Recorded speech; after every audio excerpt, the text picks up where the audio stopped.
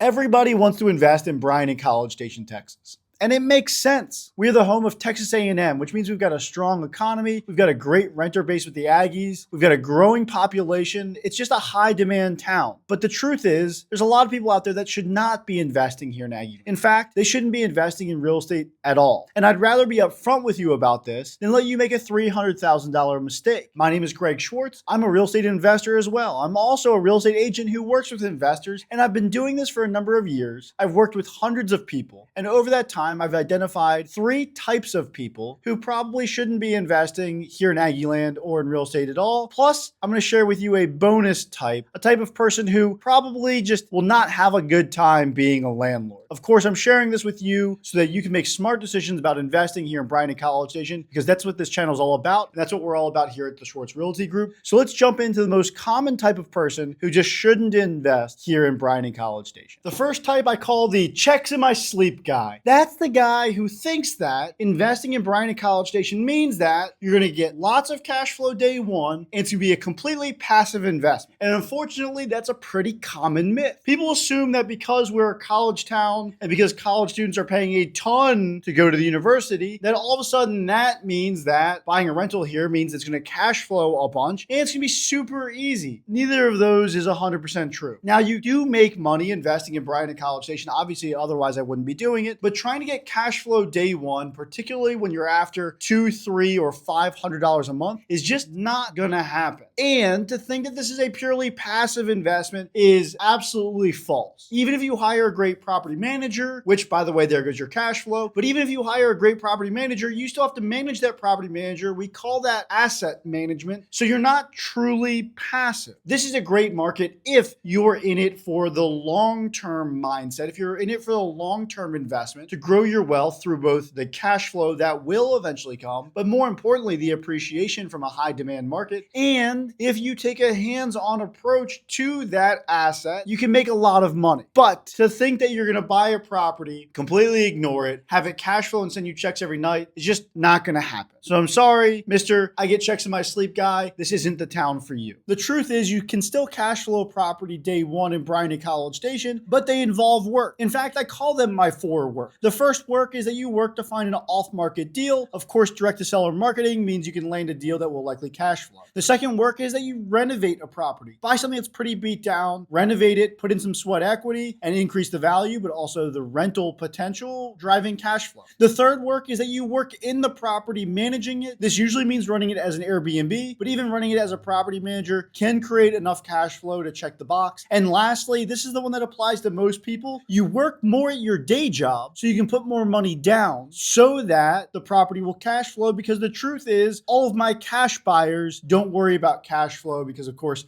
100% down means a property will cash flow. Quick pause for the video, guys. If you are that type of person who has that long-term mindset, if you understand the fundamentals of our market and you're looking to grow your wealth here in Bryan-College Station, and you're looking to buy something within the next 90 days, guys, I recommend we set up a strategy call so I can break down exactly what's going on in our local market and help you find the right fit for you. You can go down to the description below and you can find a link to my calendar, or you can just shoot me an email, greg@schwartzrealtygroup.com. We'll set up that call. It takes about 45 minutes and we'll get you set up for success here in Aggieland. Another type of person who should not invest in Bryan-College Station or Aggieland is what I call the blindfold investor. Guys, this is the investor who assumes that because we're a strong market, they can sit back, not run any analysis on a property, just pick one that looks good, or assume that their agent or wholesaler is sending them a great deal. First off, there's 2 things wrong with this. You're not running any analysis and you're basically just being gullible, assuming that nobody's going to take advantage of you. And the truth is, it doesn't work that way, guys. If you're going to invest $100,000 into a property, you better know how to do the math behind it and make a decision that's fit for you. Even as an agent who helps investors, I'll run analysis, but ultimately they have to own that analysis. They have to own the outcome. They have to accept the assumptions that we put into any kind of analysis. It's super important. But then the other piece is you should be verifying everything that's sent to you. Even if I send it to you, you should verify all the facts. Don't just be a gullible investor out there, guys, because there's sharks in the water. And I hate to say it, but there are agents, there are wholesalers, contractors, and tenants, lenders, and more, and they want to tap into your hard-earned money, and they might not be the most moral people alive. So because there's sharks in the water, I recommend you take an active approach, particularly in your acquisition phase. Run the analysis yourself and verify everything that's sent to you. Otherwise, you probably shouldn't invest in real estate and shouldn't invest here in Aggieland. The third type of person that I like to highlight who shouldn't invest here in Bryan-College Station is the fence sitter. This is the person who takes too long to run the analysis, takes forever to make a decision, and then really never takes action. You might have heard of analysis by paralysis. It's kind of like that. And here in Bryan-College Station, where we're still a high demand market, if you take too long to make a decision to put in an offer on that house, well, you're going to miss out on a great deal. And through your lethargic process, you're going to end up with a blah house in a blah neighborhood, and you're going to get blah return. And quite frankly, as a result, you probably just should not be investing in Bryan-College Station because, of course, we want you to get great return. The good news is you can speed this process up. In fact, I run a whole series called my 2-minute drill where I show you how to analyze a property within 2 minutes. I'll have a link to that either over my shoulder or somewhere down in the description below. I recommend you check that out and practice to see if you can make a decision on a property in 2 minutes or less. That'd be a great way to overcome being a fence sitter. This last type would probably do okay investing in real estate, but they're not going to have a good time. If you're not going to have a good time with it, why do it? This last type of person is the type of person who takes everything way too personally and way too seriously. And this is because things are going to go wrong in real estate.